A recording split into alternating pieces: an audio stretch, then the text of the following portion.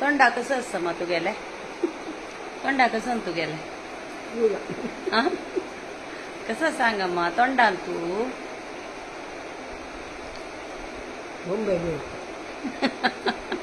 बंबई बीड first time खावची bye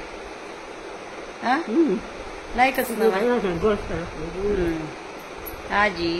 मस्त काळा मागिरी एक